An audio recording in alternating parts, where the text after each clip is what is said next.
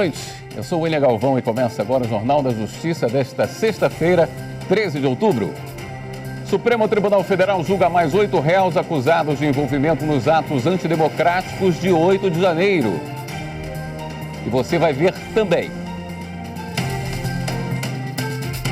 STF retoma o julgamento sobre a disputa da marca iPhone entre a Apple e a Gradiente. Supremo deve julgar a obrigatoriedade da separação de bens em casamento de pessoas com mais de 70 anos. E ainda, Justiça de Alagoas assina convênio para programa de moradia no interior do estado.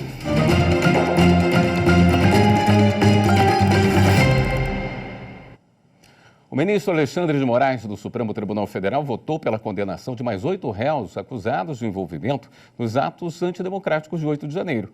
Anderson Arcoverde tem os detalhes. O ministro Alexandre de Moraes propôs penas que variam de 3 a 17 anos de prisão, além da inclusão dos réus na divisão do pagamento da multa de 30 milhões de reais por danos morais coletivos. O relator avaliou a participação de cada acusado de forma individual nos ataques realizados no dia 8 de janeiro. Segundo a denúncia da Procuradoria-Geral da República, os réus respondem por 5 crimes: abolição violenta do Estado Democrático de Direito, golpe de Estado, associação criminosa armada, dano qualificado e deterioração de patrimônio tombado. Este é o 4º julgamento de envolvidos nos atos antidemocráticos. Ele ocorre em plenário virtual e os ministros têm até às 23 horas e 59 minutos do dia 23 de outubro para registrar o voto no sistema. O Tribunal de Justiça de Goiás condenou a Confederação Brasileira de Futebol a indenizar uma atleta de 12 anos que teve a inscrição negada no Campeonato Nacional em tipo misto. Ela precisou de uma liminar da Justiça para participar da competição. Acompanhe na reportagem de Carolina Chaves. Vai, Maria, vai! Boa, Maria! Basta olhar as jogadas de Maria Fernanda para perceber que essa garota de 12 anos é uma promessa no futebol em Goiás. Ela começou no esporte aos 4 anos de idade e não parou mais. Desde então, o preconceito tem sido o principal adversário. Aqui em Goiás, as meninas, para poderem jogar, tem que jogar com os meninos, porque não tem futebol feminino, pelo menos não até os 12 anos. Você tem um único time aqui que ele, de fato, forma um time feminino para jogar contra meninos. No ano passado, aos 11 anos de idade, Maria ajudou o time a ganhar o campeonato estadual. A equipe mista foi classificada para disputar a 5ª Taça Brasil de Clubes de Futsal, campeonato que reúne representantes dos principais clubes do país. No entanto, Maria Fernanda teve a inscrição negada pela Confederação Brasileira de Futebol de Salão. A confederação alegou que times mistos não são aceitos e não havia equipe feminina para a idade dela. Após várias tentativas frustradas para participar do campeonato, o caso chegou à Justiça. O Tribunal de Justiça de Goiás manteve a sentença da primeira instância que garantiu em liminar a participação de Maria Fernanda no campeonato com o time misto e foi além. Determinou o pagamento de danos morais à atleta no valor de R$10 mil. A decisão salientou que a confederação deveria promover ações afirmativas para garantir oportunidades semelhantes na competição para meninos e meninas. A legislação é vasta, né? Nós nos apoiamos tanto na legislação nacional, né? E os principais pontos pelos quais nós nos apegamos é a própria Constituição, no seu artigo 5º, né, a própria defesa, né, do direito, né, das mulheres também, o ECA, né, o Estatuto da Criança e do Adolescente também. Por exemplo, foi citado no acórdão a Convenção da Mulher. O pai de Maria explica que a questão vai muito além da realização da filha, porque significa uma vitória para várias outras meninas que sofrem o preconceito no esporte. Então, é uma barreira que nós estamos rompendo. Temos ciência de que não é a primeira nem a última conquista, mas é uma conquista importante para que sirva de referência, até como entendimento jurisprudencial, para que outras meninas possam galgar um espaço maior dentro desse universo. A seguir, STF deve julgar a obrigatoriedade da separação de bens em casamento de pessoas com mais de 70 anos. Até já.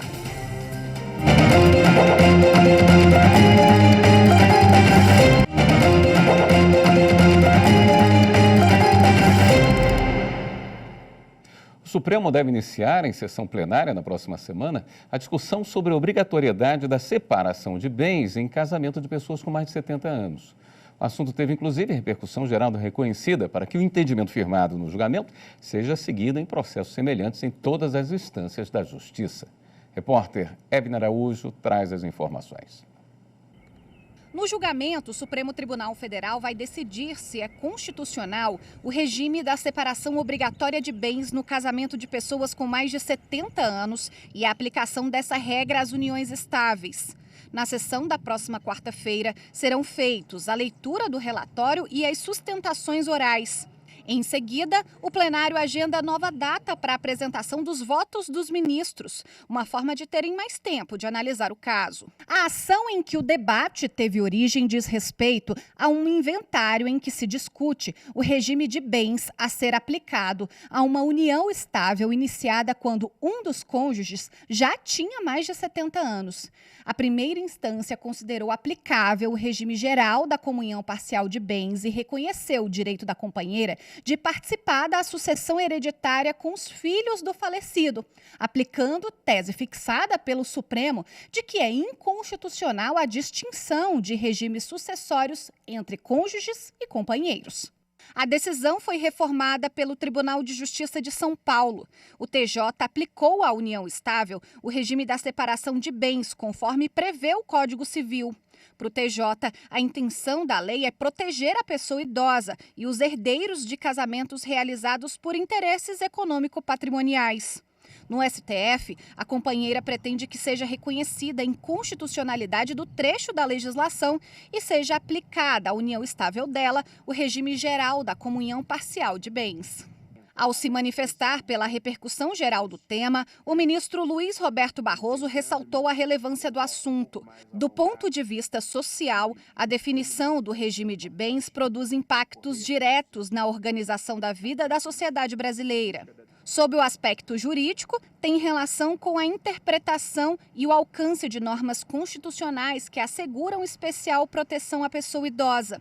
E, da ótica econômica, a tese a ser fixada vai afetar diretamente os regimes patrimonial e sucessório de maiores de 70 anos.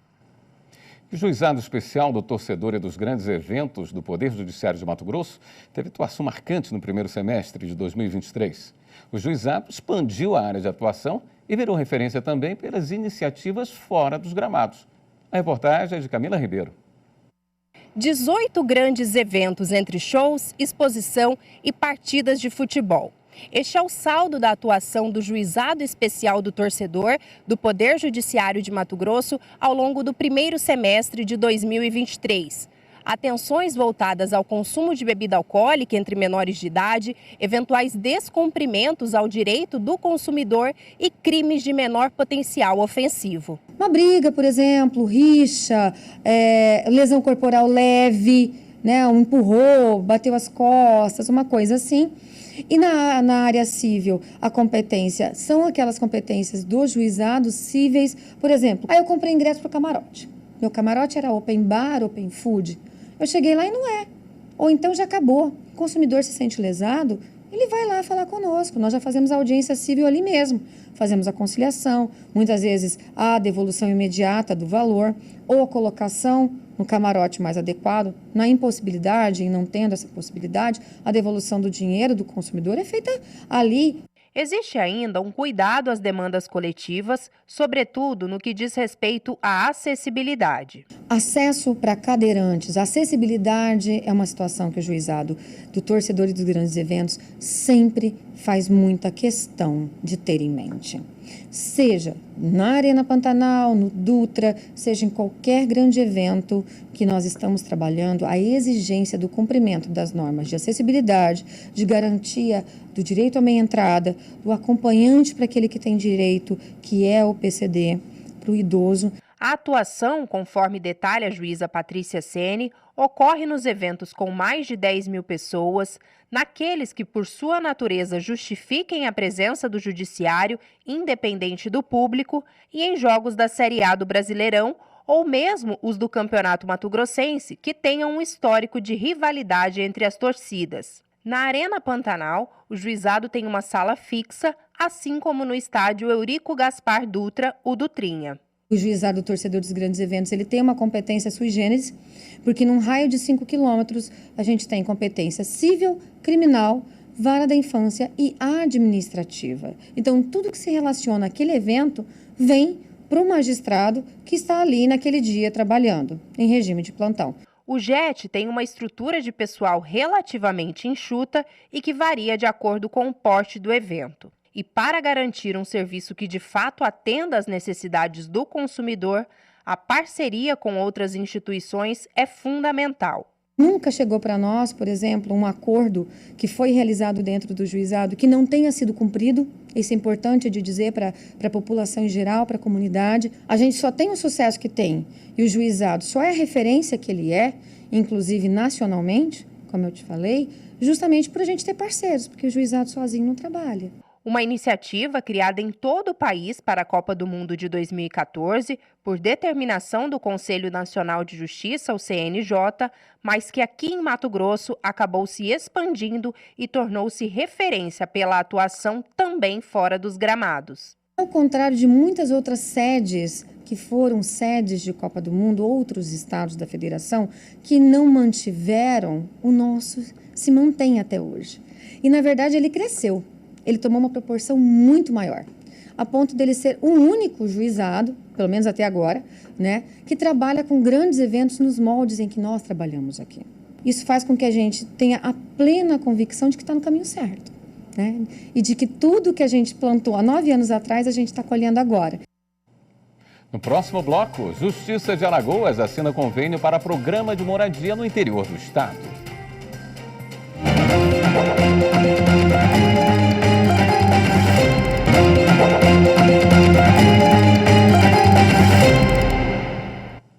O presidente do Supremo Tribunal Federal, ministro Luiz Roberto Barroso, se reuniu hoje em Paris com integrantes do Conselho Constitucional francês para trocar informações sobre o papel do judiciário em temas como desenvolvimento sustentável e meio ambiente. O embaixador do Brasil na França, Ricardo Neiva Tavares, participou do encontro. O ministro também participou de um fórum de empresários brasileiros e destacou o compromisso do STF com a segurança jurídica e o empreendedorismo do Brasil. Estamos no Outubro Rosa, mês da prevenção ao câncer de mama. O autoexame é a forma mais eficaz de detectar a doença. Vamos acompanhar a reportagem de André Risco. Tassimara tem 40 anos e é servidora do Judiciário. Mesmo não tendo nenhum histórico na família, em julho de 2022, ela descobriu um câncer de mama. Eu me acordei uma noite, ano passado, com uma dor forte na mama do lado esquerdo. E essa dor foi aumentando até adormecer o meu braço. Eu achei que era até um infarto. Daí eu comecei a palpar minha mama e eu senti um carocinho. Quando a mastologista veio, ela já pediu uma biópsia da mama. Aí detectou que já era maligno. Após a mastectomia, Tassimara fez a reconstrução mamária pelo SUS. Como o tumor foi descoberto ainda no início, não era agressivo e o tratamento começou de imediato, ela não precisou fazer quimioterapia e nem radioterapia. Hoje, cerca de 1 ano após a descoberta do câncer de mama, ela já está de volta ao trabalho. Estou bem, graças a Deus, ótimo, só em voltar a trabalhar, feliz da vida, né? Porque fui eu que pedi para voltar ao trabalho. Segundo dados do Instituto Nacional do Câncer, o INCA, o câncer de mama é o tipo que mais acomete mulheres em todo o mundo. Para o Brasil, foram estimados 73.610 novos casos somente em 2023. Esta médica ginecologista que atua no setor médico do TJ lembra quais os principais sintomas do câncer de mama. Se você tem uma mama, quando você toca a mama muito dolorida, você notou que está saindo alguma secreção pelo mamilo, notou alguma alteração na cor da pele da mama, na espessura da pele da mama, se houve alguma alteração na posição do mamilo, geralmente uma inversão do mamilo, é um sinal de que você tem que procurar o seu especialista. A médica afirma também que o autoexame ainda é uma das formas mais eficazes de se identificar esse tipo de câncer. O autoexame ele é simples. Você vai fazer, geralmente após a menstruação, Existem algumas posições que você pode elevar o braço e com a outra mão apalpar, como se estivesse procurando milho, catando milho, sempre nesse sentido. Na outra mão, do mesmo jeito. Se você tiver dificuldade para identificar alguma coisa, procure especialista. Hoje, a Tassimara vive tranquila, mas faz questão de carregar a bandeira da prevenção. O plenário virtual do STF retomou o julgamento sobre a disputa da marca iPhone entre a Apple e a Gradiente. Quem traz as informações é a repórter Viviane Novaes. A disputa pela marca iPhone se arrasta na justiça brasileira há uma década. O motivo do conflito é o seguinte: no ano de 2000, a Gradiente pediu o registro da marca G-Gradiente iPhone. A Apple lançou o iPhone em 2007, mas só no ano seguinte, o Instituto Nacional de Propriedade Intelectual, o INPI, concedeu à Gradiente o direito de uso da marca. Em 2013, a Apple entrou na justiça pedindo a nulidade parcial do registro da Gradiente. A Justiça Federal no Rio de Janeiro decidiu que a titularidade do termo iPhone isolado é da Apple. E o Tribunal Regional Federal da 2ª Região manteve a sentença. A Gradiente, então, recorreu ao Supremo Tribunal Federal.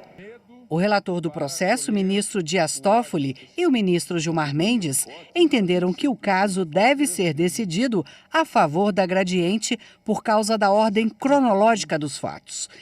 Dias Toffoli afirmou que o registro do INPI garante o direito da marca no Brasil, ao contrário de outros países, onde o registro é apenas declaratório.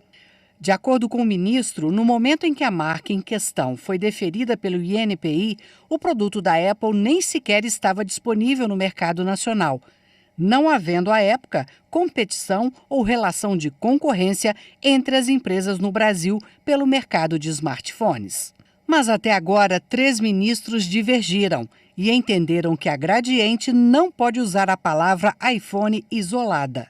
Para o ministro Alexandre de Moraes, foi acertada a decisão proferida na origem, que acolheu o pedido inicial para declarar a nulidade parcial do registro da marca mista G-Gradiente iPhone, de propriedade da Ré, com a determinação ao INPI para que faça nova publicação com a ressalva quanto à exclusividade sobre o termo iPhone isoladamente, de modo que o respectivo registro figure como concedido sem exclusividade sobre a palavra iPhone isoladamente. O ministro Luiz Roberto Barroso propôs uma tese de repercussão geral para valer para todos os casos semelhantes em tramitação no Judiciário.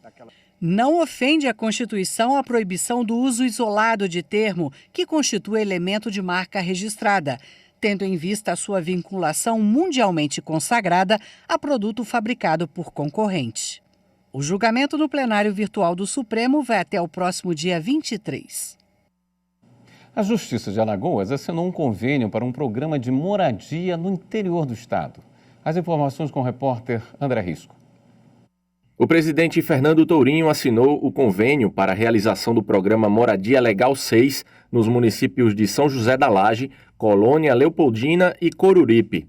Os prefeitos presentes destacaram a importância de poder fazer parte desse programa. Essa parceria entre a Prefeitura Municipal e o Tribunal de Justiça poder levar para o cidadão a sua documentação da sua casa, do seu terreno, ele de fato ser dono, ter posse e regularizar. Então é muito importante, Moradia Legal, excelente programa. Vivemos no município, na divisa com Pernambuco, onde tem muitas famílias carentes, e esse Moradia Legal, que é uma parceria muito grande dos municípios com o Poder Judiciário, vai transformar várias famílias numa qualidade de vida melhor e mais dignidade com aquela documentação do seu imóvel. Todos ganham nesse processo, né? O registro de imóveis, principalmente da sua moradia, é de fundamental importância, né? Tanto para a circulação dos tributos que são inerentes a essa propriedade, é bom para o cartório, que também registra e fica mais no seu cadastro imobiliário, mas acima de tudo para o cidadão, né, que firma aquela propriedade e faz o bom uso dela da forma mais ampla, né? Segundo o desembargador Carlos Cavalcante, a ação deverá ser realizada nestes municípios dentro de um prazo de 60 dias. A partir de agora, terão que realizar os trabalhos atinentes à Prefeitura Municipal, o cadastro das famílias, definição das áreas, para que o programa de regularização efetivamente se concretize e essa documentação seja levada ao registro de imóveis para a expedição do competente título de propriedade. O presidente Fernando Tourinho afirmou que pretende levar o programa para o máximo de municípios possível até o mês de abril do próximo ano. O objetivo é atingirmos os 102 municípios do estado de Alagoas. Volto a frisar, estou conclamando aqui aos senhores prefeitos que compareçam ao Poder Judiciário para que a gente possa assinar esse convênio e possa efetivamente fazer com que aconteça no seu município o programa Moradia Legal, que é entregar um título da casa própria para aquelas pessoas menos favorecidas. Para comemorar os 35 anos da Constituição, a gente mostra a história de Joyce Muriel, uma mãe contemplada com uma decisão do Supremo Tribunal Federal. Em 2022, a Corte decidiu que a licença maternidade só começa a contar a partir da alta hospitalar da mãe ou do bebê.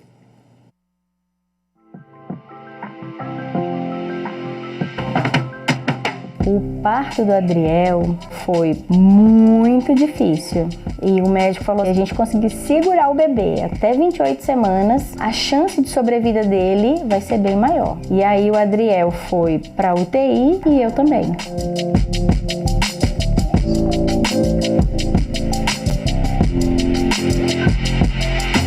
O que ficou na UTI não termina lá. Tem todo um acompanhamento que ele precisa. Poder fazer esse acompanhamento com calma foi uma bênção.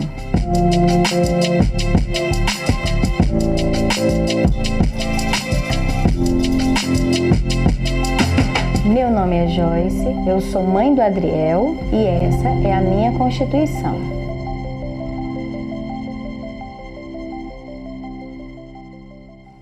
Esta edição do Jornal da Justiça fica por aqui. Uma boa noite para você, um ótimo fim de semana.